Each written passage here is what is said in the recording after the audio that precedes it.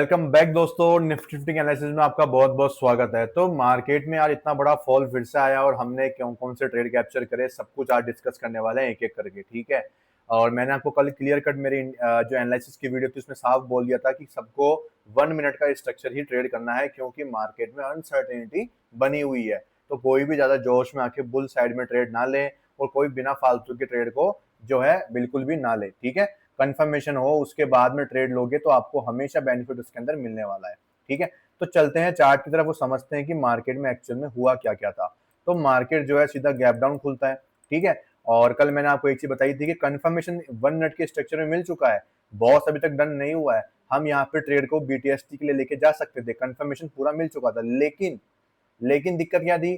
दिक्कत एक ही चीज की थी, वो ये थी कि 1 मिनट के स्ट्रक्चर के ऊपर आपको नेक्स्ट डे के लिए बीटीएसटी ले जाना थोड़ा रिस्की पड़ जाता है।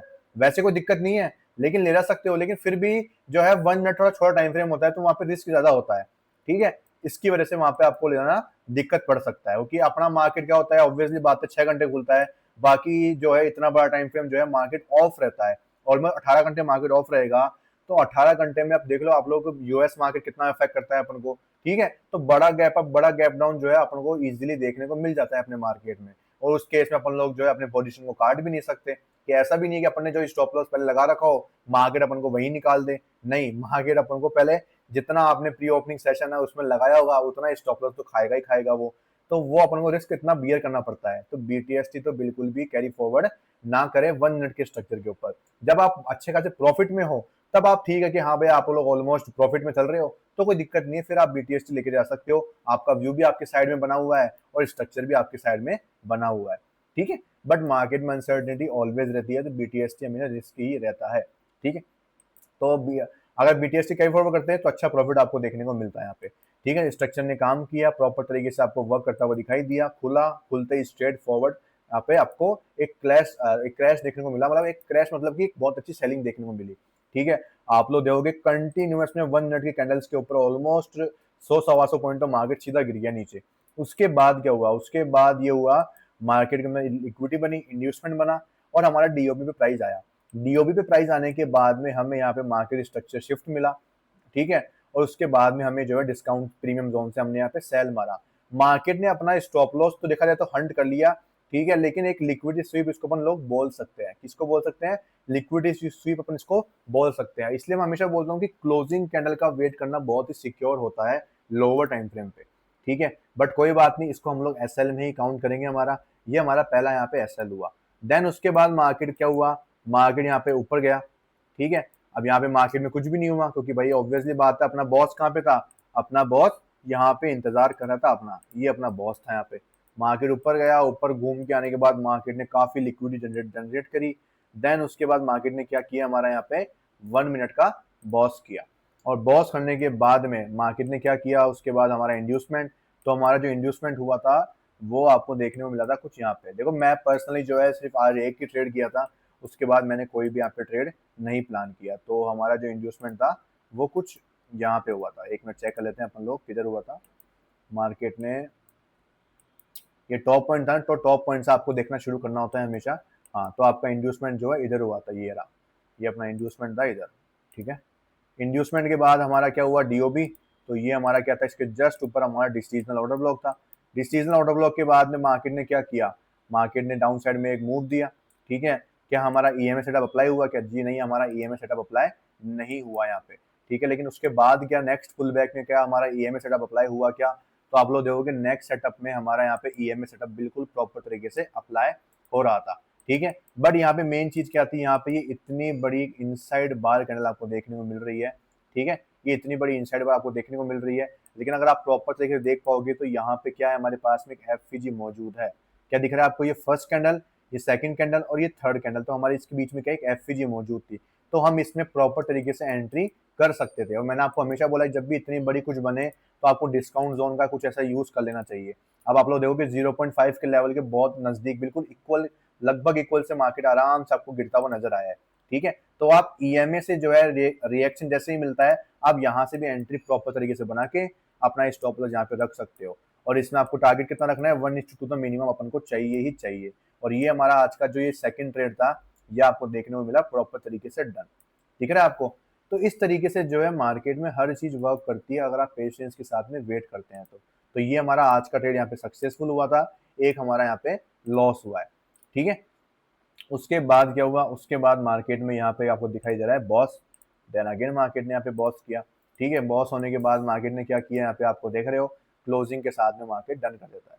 अब कल के लिए क्या है, कल का भी मैं मार्क करता हूँ यहाँ पे आपके लिए, तो कल हमारा जो है यहाँ पे क्या रहेगा, इंड्यूसमेंट रहेगा। वैसे हमारे दोनों ही ट्रेड सक्सेसफुल माने जाने चाहिए, बट फिर भी मैं अपने रूल्स की बात कर रहा हूँ, तो प्रॉपर रूल्स की बात करेंगे हम लोग।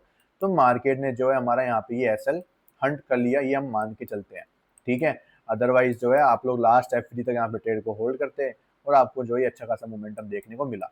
अगर मैं इधर की बात करूँ तो इधर लास्ट एफजी जो है वो मार्केट में क्या हुआ था, इधर ही फिल हो चुका था। तो क्या हमें इस ईएमए सेटअप पे ट्रेड लेना चाहिए था? देखा जाए तो नहीं लेना चाहिए था, ठीक है। सॉरी दोस्तों, यहाँ पे ईएमए अपना सेटअप काम करेगा, क्यों? क्योंकि लास्ट एफजी इधर थी, ये इनसाइड बार नहीं था, मुझे लगा ये इनसाइड बार में है, ठीक है, ये चीज। तो लास्ट एफजी यहाँ पे थे। अब ऑब्वियसली बात है, आपकी एंट्री कुछ यहाँ पे हुई है तो क्या आप यहाँ पे प्रॉफिट बुक करोगे क्या? नहीं, हम प्रॉफिट बुक नहीं करेंगे इस जगह, हम अपने स्टॉप लॉस को ट्रेल करके कोस्ट टू कोस्ट रख देंगे। क्यों? क्योंकि लास्ट एफजी आ चुकी है, रिवर्सल आ जाए तो क्या पता हमारा स्टॉप लॉस चला जाए, लेकिन हमें जो है कोस्ट टू कोस्ट लाके अपने सेफ साइड को सिक्योर कर लेना है। और मार्केट ने वन साइड मूव दिया, आपको 1:2 से ज्यादा ही मिला होगा इसके अंदर, ऑब्वियसली बात है, क्योंकि आप देखोगे बैक टू बैक कम से कम 5 कैंडल एक तरफा बनी है, तो आपको बहुत ही अच्छा ट्रेड यहाँ पे कैप्चर करने को मिला। तो इसी को बोलते हैं प्रॉपर तरीके से एनालिसिस, प्रॉपर तरीके से मार्किंग और प्रॉपर रूल्स का यहाँ पे यूज करना, समझ रहे हो। अब देखो यहाँ पे एक एसएल गया, इसका मतलब ये सुनना है कि नेक्स्ट पे आपका एसएल ही गया, नहीं किया ना आपने प्रॉपर वेट किया, हर चीज करी, तो मार्केट ने आपको रिएक्शन दिया, आपको मौका दिया एंट्री करने का, ठीक है। तो यही चीज होती है, आपको 1 मिनट के ऊपर भी अच्छे ट्रेड मिलते हैं, लेकिन रोज सेम चीज मिले ऐसा जरूरी नहीं होता है दोस्तों, ठीक है। यही आपको समझने की नीड है कि रोज मार्केट आपको फेवर में जाए ऐसा नहीं होता है। इसलिए रिस्क रिवॉर्ड रेशो वाला हमेशा मार्केट में जीतता है, क्योंकि वो क्या करता है, एक पर्टिकुलर रिस्क लेता है, उसके बदले में आपको एक रिवॉर्ड मिलता है। यहाँ पे मैं आपको एक कैलकुलेशन दिखाता हूँ, ठीक है, अब समझना उस चीज को। मान लो आपने एक फंडेड अकाउंट लिया, ठीक है। अब उसमें लोग बाग क्या करते हैं, यहाँ पे 1:2 के लिए जाते हैं, ठीक है। अब मैं कितने के लिए जा रहा हूँ, मैं जा रहा हूँ 1:5 के लिए जा रहा हूँ, ठीक है। मैं क्यों जा रहा हूँ 1:5 के लिए? क्योंकि 1:5 के जाने का फायदा मुझे क्या मिलेगा कि मुझे इनिशियल रिस्क कितना मिलता है, 10% का। कितना मिलता है? 10% ओवरऑल रिस्क मिलता है मुझे। तो मतलब मैं अगर $5,000 का अकाउंट लूंगा तो मेरे को $500 का रिस्क मिलेगा। अब मैं 1% का रिस्क लूंगा इसके ऊपर पर ट्रेड में, मतलब $50 का मैं रिस्क लूंगा, तो मैं इसमें लगातार 10 ट्रेड मेरे लॉस के जाने चाहिए, तभी मेरा अकाउंट ब्लो होगा। लेकिन अगर 10 में से अगर समझ लो शुरू के मेरे यानी 5 ट्रेड मान लो, शुरू के अगर मेरे 5 ट्रेड भी लॉस में गए और छठा ट्रेड मेरा प्लस में गया, तो मुझे 250 का तो प्लस मिल जाएगा और मेरा 250 का लॉस हुआ है, तो मतलब मैं वापस में 10 ट्रेड के साथ में ट्रेडिंग को शुरू कर सकता हूँ। अभी भी मेरे पास में 500 के 500 रुपए पूरे मेरे रिस्क के बचे हुए हैं। अब मान लो छठा और सातवां प्लस में आ गया ट्रेड मेरा, तो मैं सीधा $250 मेरे प्लस में चल जाऊंगा। मैं सीधा मेरा जो है जो मेरा अकाउंट है वो कितना परसेंट अप हो जाएगा, वो सीधा मेरा 5% अप हो जाएगा यहाँ पे एक साथ ही, समझ रहे हो। तो ये एक बड़े रिस्क रिवॉर्ड रेशियो का बहुत अच्छा बेनिफिट होता है। अब इससे आपको $500 का बेनिफिट नहीं हुआ, इससे आपको बेनिफिट कितने डॉलर का हुआ यहाँ पे, इससे आपको बेनिफिट हुआ यहाँ पे, मान लो कि 10 ट्रेड तो आप वैसे ले पा रहे थे, आप शुरू के 5 ट्रेड भी और बेनिफिट के ही मान के चलो, क्योंकि 5 ट्रेड भी अगर आप कंटिन्यू लॉस में जाते हैं तो आपने 50-50 करके $250 का रिस्क खत्म कर दिया। लेकिन जब जैसे आपका छठा या सातवां ट्रेड प्लस में आएगा, आप सीधा ब्रेक इवन वापस आ जाओगे और आराम से अपने 10 के 10 रिस्क को ट्रेड को और भी काम में ले सकते हो। तो इतना बेनिफिट मिलता है, इसलिए जो है मैं बड़े रिस्क रिवॉर्ड रेशो पे काम करना पसंद करता हूँ, ताकि मैं आराम से अगर 2 से 3 ट्रेड भी लूँ मेरे मंथ के, तो मुझे कहीं पे भी दिक्कत नहीं है, कहीं पे भी नॉट ए सिंगल केस में मुझे कोई दिक्कत आने वाली है। और यही मैं अपने मेंबर्स को बताता हूँ कि अच्छे रिस्क रिवॉर्ड रेशो पे काम करोगे तो बेनिफिट रहेगा। लेकिन बस उनको स्टार्टिंग में 1:2 के बता रहा हूँ मैं, क्योंकि उनका कॉन्फिडेंस बिल्ड होना शुरू हो जाए कि हाँ ठीक है भाई, मैं जो चीज़ पढ़ रहा हूँ उसको मैं अप्लाई कर पा रहा हूँ, उससे मुझे कुछ आउटकम भी मिल रहा है, कुछ रिजल्ट भी मिल रहे हैं। क्योंकि अभी फोकस क्या होता है, इतना माइंड आपका स्ट्रांग नहीं रहता है, जिसकी वजह से आप लोग जो है इतना होल्ड नहीं कर पाते हैं स्टॉक्स को, ठीक है, सॉरी पोजिशन को। ओके, तो ये हमारी निफ्टी 50 के आज के ट्रेड रहे और आज का सेटअप यहाँ पे रहा, ठीक है। अब बात करते हैं कि कल हमें क्या फोकस करना चाहिए। तो देखो कल का फोकस हमारा ये रहेगा कि जो है हमें यहाँ पे अपना 15 मिनट का जो बॉस हुआ था, ठीक है, उसका हमें क्या करना है, यहाँ पे एक्सट्रीम ऑर्डर ब्लॉक को मार्क कर लेना है, ठीक है। तो इस लेवल का हमें खास ध्यान रखना है यहाँ पे, क्योंकि ये हमारा क्या है, करंट स्ट्रक्चर का एक्सट्रीम ऑर्डर ब्लॉक है। अगर यहाँ पे हमें कोई कंफर्मेशन मिलती है तो ऑब्वियसली बात हमें यहाँ पे बाइंग की अपॉर्चुनिटी प्लान करनी है। कल तो मार्केट ऑफ रहेगा, गणेश चतुर्थी रहेगी सबको, तो एडवांस में सबको गणेश चतुर्थी की हैप्पी सॉरी शुभकामनाएं बहुत ज़्यादा। तो सब लोग जो है बहुत मेहनत करें और सबको भगवान गणेश जी का आपको आशीर्वाद मिले, ठीक है। उसके बाद हम लोग बात करेंगे यहाँ पे कि अब हमें जो है क्या और फोकस करना चाहिए। देखो, और मेन चीज़ क्या है कि हमारा मार्केट तो बंद रहेगा लेकिन यूएस मार्केट खुला रहेगा। तो वहाँ पे क्या है, उसके ग्लोबल आउटकम्स क्या रहते हैं, ग्लोबल मार्केट कितना पॉजिटिव नेगेटिव रहता है। अगर ज़्यादा कुछ अच्छा रहा एक साइड में या कि नेगेटिव या पॉजिटिव साइड में, तो आपको उसके बदले में रिएक्शन भी देखने को ज़रूर मिलेगा, ठीक है। तो इसकी वजह से भी जो है मार्केट में यहाँ पे क्या होता है, आपको रिएक्शन देखने को मिलते हैं गैप अप गैप डाउन के। तो उसकी बात भी हमें जो है देखनी पड़ेगी। और बाकी बात चलती है बड़े लेवल्स की, तो अपने सामने एक लेवल तो ये वाला निकल के आ रहा है।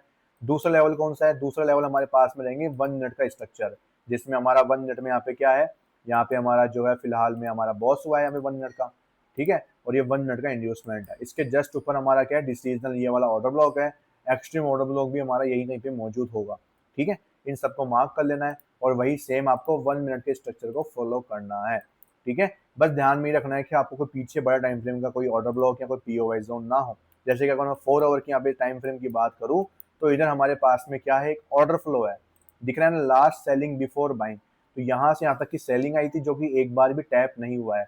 अब ऑब्वियसली मार्केट ने ऑर्डर फ्लो पे टैप किया है, तो रिएक्शन भी मिलना लाजमी होगा, ठीक है। तो बस थोड़ी सी सेलिंग मैं एक्सपेक्ट कर सकता हूँ 24,665 तक की, ठीक है। ये गैप डाउन में खुल जाए तो हो सकता है, नहीं तो मार्केट यहीं से ही आपको एक पॉजिटिव व्यू दिखाना शुरू कर देगा। इसका मतलब क्या है?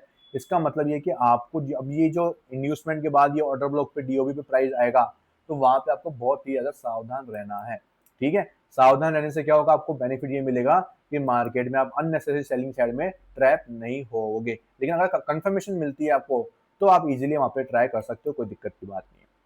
कंफर्मेशन के बाद एंट्री लो, लास्ट एफ तक अपने टारगेट रखो। अगर 1:2 से भी कम आ रहा है, तो एफ जैसे ही फिल होती है, आप अपने स्टॉप लॉस को ब्रेक इवन पे ले आओ, चाहे इसे वो 1:0.5 हुआ हो या 1:1 हुआ हो या 1:1.5 हुआ हो, कितना भी रिस्क रिवॉर्ड रेशियो उस टाइम पे चल रहा हो, उस टाइम पे आपने वो ट्रेड इसलिए लिया है ताकि आपको कुछ इस टाइप का मोमेंटम मिल जाए। अगर वन वे में मार्केट चला गया तो आपका प्रॉफिट है, लेकिन अगर रिवर्स हो गया तो आपको बचना है वहां पे। समझ रहे हो? जैसे मार्केट ये लास्ट एफ आई थी, तो यहाँ पे थोड़ा बहुत रुका था, ठीक है। अब यहाँ से रिवर्स हो रहा था, तो अचानक से मार्केट में बड़ी कैंडल बन जाती है। 1 मिनट में कितना ही टाइम लगता है यार बनने में, तो बहुत जल्दी मार्केट रिवर्स हो जाता है। तो उस केस में आपको अपने स्टॉप लॉस को बचा लेना होता है, ठीक है। तो यही हमारा जो निफ्टी फिफ्टी की कल के लिए सॉरी परसों के लिए हमारी एनालिसिस रहेगी यहाँ पे। अब बात करते हैं फॉरेक्स मार्केट के बारे में भी। तो फॉरेक्स मार्केट में जो है हमारे पास में ये वही 6 पेयर रहेंगे। 6 पेयर में हमें फोकस करना है अभी के लिए, क्योंकि किसी और पेयर में अभी कोई भी कंफर्मेशन नहीं है। यहाँ पे भी हम 4 ओवर टाइम फ्रेम के स्ट्रक्चर को ही ट्रेड करते हैं, ताकि हमें एक्यूरेसी अच्छी मिले, और 1:5 को हम लोग टारगेट यहाँ पे करने वाले रहते हैं, ठीक है। तो एनजेडी यूएसडी में कोई भी कंफर्मेशन हमें नहीं मिली थी, इसके वजह से कोई भी सेल ट्रेड में एंट्री नहीं हुई है। जीबीपी एयूडी की बात करूँ तो यहाँ पे मार्केट ने फाइनली चॉक कर दिया है, इंड्यूसमेंट की लेने की इंतजार में है हम लोग, और यहाँ पे डीओबी पे हम लोग सेल करेंगे। यूरो सीएडी की बात करें तो इंड्यूसमेंट से बहुत ही नजदीक में है, लेट्स सी क्या होता है। यूरो एनजेडी की बात करें तो यहाँ पे चौक स्वीप हुआ था, फॉल कर रहा है मार्केट, लेकिन हमें चौक का वेट करना है। यूएसडी सीएडी की बात करूं तो मैं इस लिक्विड लेने का इंतजार कर रहा हूँ। बिटकॉइन की बात करूं तो फाइनली मार्केट ने यहाँ पे 4 ओवर का चौक कर दिया है, और यहाँ पे जो चौक के नीचे वाला जो ऑर्डर ब्लॉक है, वहां से हमें इंड्यूसमेंट तक के लिए बाइंग करनी है। बट अभी तक कोई कंफर्मेशन नहीं है हमारे पास में, तो हम लोग अभी तक बाइंग नहीं कर रहे हैं। लेट्स सी, कंफर्मेशन मिलेगा तो हम लोग क्या करेंगे, बाइंग यहाँ पे करने वाले हैं, ठीक है। तो ये हमारे 6 के 6 पेयर्स रहेंगे। मैं इनमें आपका टाइम वेस्ट नहीं करूंगा, क्योंकि कल भी सेम बताया था मैंने, आज भी सेम बता रहा हूँ, बस थोड़ा बहुत ही चेंजेस मार्केट में आया है यहाँ पे। तो आपको इन 6 पेयर्स को दिमाग में रखना है अभी के लिए, और अपनी वॉच लिस्ट में इनको सबसे टॉप पे रखना है, ठीक है।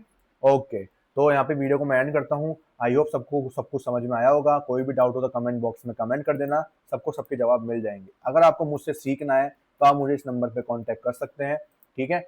और आपको जो है सीखने के बाद ही ट्रेडिंग करनी चाहिए, क्योंकि हर प्रोफेशन जो है लर्निंग के बाद ही अर्निंग आपको प्रोवाइड कराता है। और ट्रेडिंग तो बहुत ही ज़्यादा हार्ड प्रोफेशन है, सबको ईजी लगता है, बट ईजी है नहीं, ठीक है।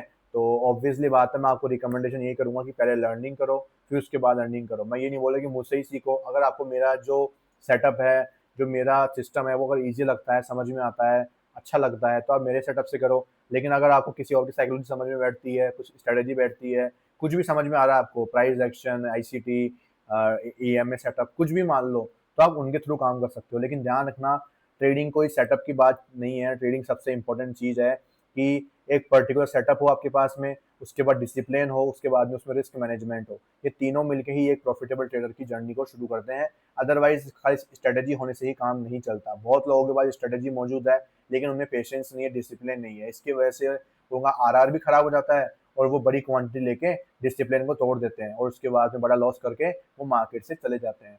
तो वो आपको चीज़ नहीं करनी है। अगर आप किसी से भी सीखें, बट अपने ऊपर सबसे ज़्यादा काम करना ज़रूरी है। टीचर आपको सिखा सकता है लेकिन मेहनत तो आपको ही करनी पड़ेगी। ठीक है? तो आई होप आपको सब कुछ समझ में आ गया होगा और मैंने आपको जो फंडेड अकाउंट की एक बहुत तरकीब समझाई थी बड़े आरआर की, वो भी आपको बहुत अच्छे से समझ में आई होगी कि आपको 10 ट्रेड नहीं मिलते हैं, आपको 15 ट्रेड की अपॉर्चुनिटी मिलती है। ठीक है? तो यही एक बड़े आरआर का फ़ायदा होता है जब आप जो है आराम से काम करते हो तो। और सेम चीज़ को मैं जो हूँ स्टॉक्स में यूज़ करता हूँ, सेम ही चीज़ को मैं निफ्टी 50 में यूज़ करता हूँ और सेम चीज़ को मैं क्रिप्टो में, फॉरेक्स में, सब में मैं सेम मेथड यूज़ करता हूँ। समझ रहे हो? बड़े आरआर का सबसे बेस्ट फ़ायदा यही होता है और 1:5 is a very good, very best RR. आपको इतने में कोई कहीं दिक्कत आती ही नहीं है। ठीक है? आई होप आपको सबको यहाँ पे समझ में आई होगी। Thank you so much. मिलते हैं किसी और वीडियो में। तब तक के लिए गुड बाय।